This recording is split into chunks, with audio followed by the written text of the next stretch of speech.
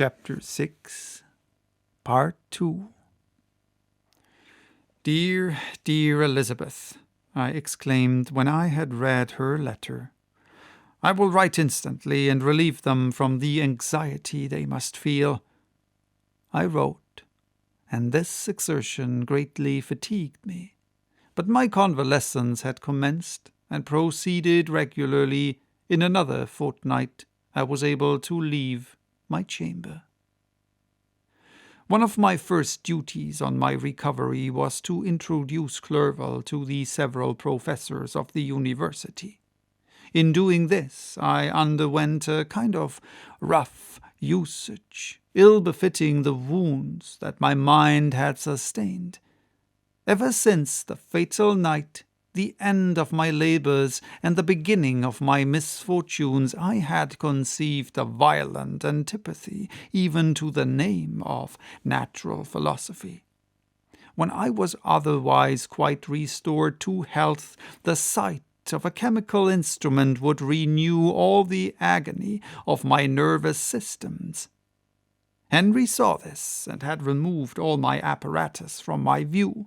He had also changed my apartment, for he perceived that I had acquired a dislike for the room which had previously been my laboratory.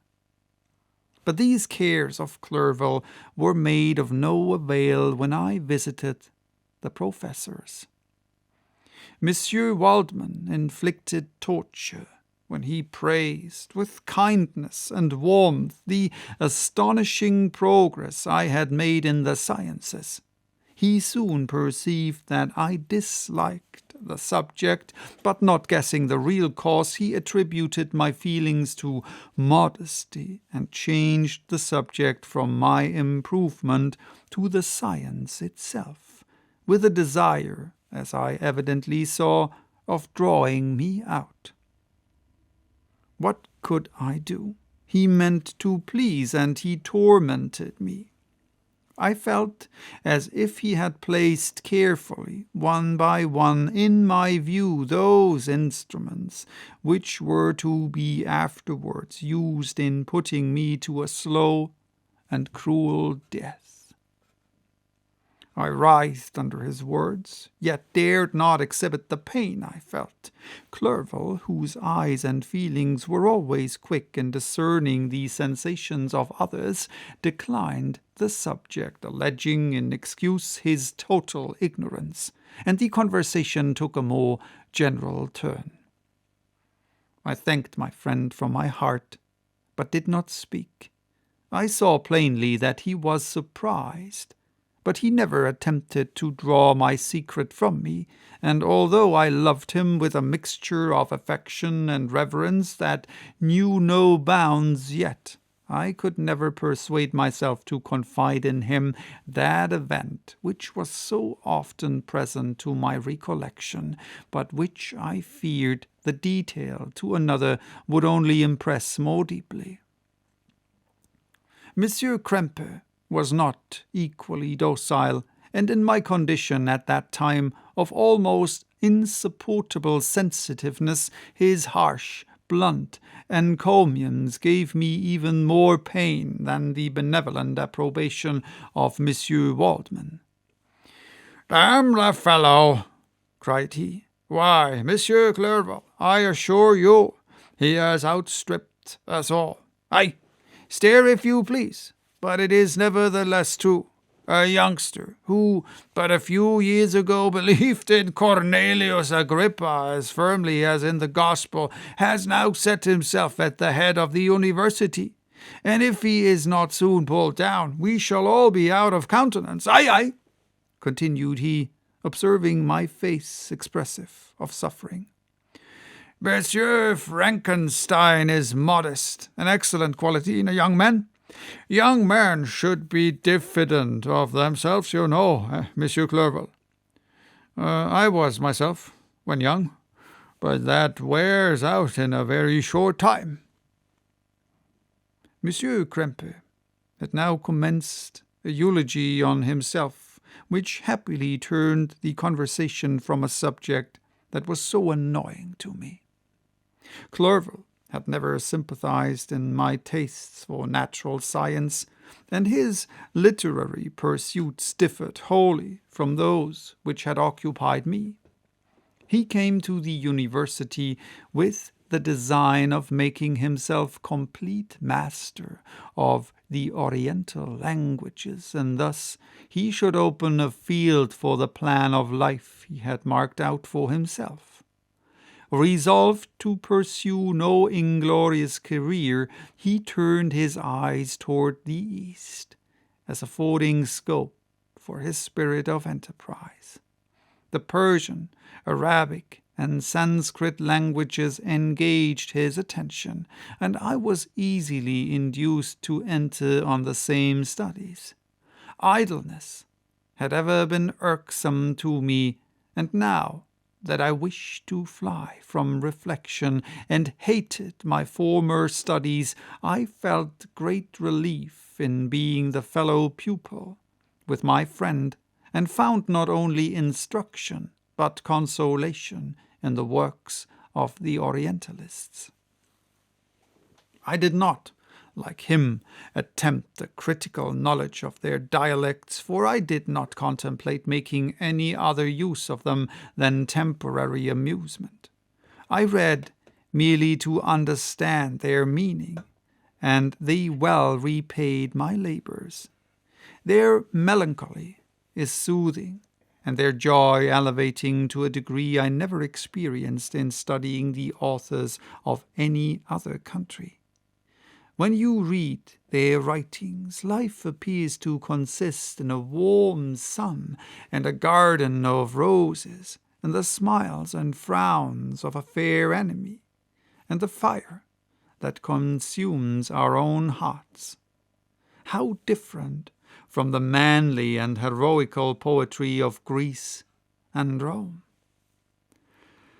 Summer passed away in these occupations, and my return to Geneva was fixed for the latter end of autumn.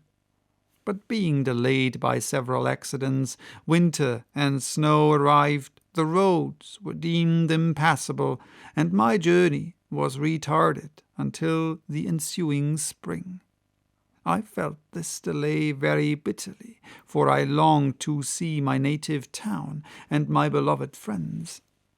My return had only been delayed so long from an unwillingness to leave Clerval in a strange place before he had become acquainted with any of its inhabitants.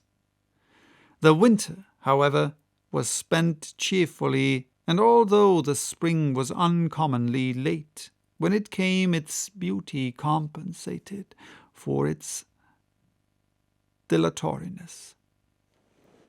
The month of May had already commenced, and I expected the latter day which was to fix the date of my departure, when Henry proposed a pedestrian tour in the environs of Ingolstadt, that I might bid a personal farewell to the country I had so long inhabited.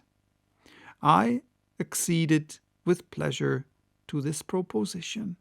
I was fond of exercise, and Clerval had always been my favourite companion in the ramble of this nature that I had taken among the scenes of my native country. We passed a fortnight in these perambulations. My health and spirits had long been restored, and they gained additional strength from the salubrious air I breathed, the natural incidents of our progress, and the conversation of my friend. Study had before secluded me from the intercourse of my fellow creatures, and rendered me unsocial. But Clerval called forth the better feelings of my heart. He again taught me to love the aspect of nature and the cheerful faces of children. Excellent friend, how sincerely you did love me, and endeavor to elevate my mind until it was on a level with your own. A selfish pursuit had cramped and narrowed me until your gentleness and affection warmed and opened my senses. I became the same happy creature who, a few years ago, loved and beloved by all, had no sorrow or care. When happy, inanimate nature had the power of bestowing on me the most delightful sensation, a serene sky and verdant fields filled me with ecstasy. The present season was indeed divine. The flowers of spring bloomed in the hedges, while those of summer were already in bud. I was undisturbed by thoughts which during the preceding year had pressed upon me, notwithstanding my endeavours to throw them off with an invincible burden. Henry rejoiced in my gaiety and sincerely sympathized in my feelings. He exerted himself to amuse me, while he expressed the sensations that filled his soul. The resources of his mind on this occasion were truly astonishing. His conversation was full of imagination, and very often, in imitation of the Persian and Arabic writers, he invented tales of wonderful fancy and passion. At other times he repeated my favorite poems or drew me out into arguments which he supported with great ingenuity.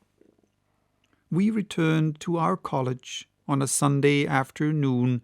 The peasants were dancing, and every one we met appeared gay and happy. My own spirits were high, and I bounded along with feelings of unbridled joy and hilarity.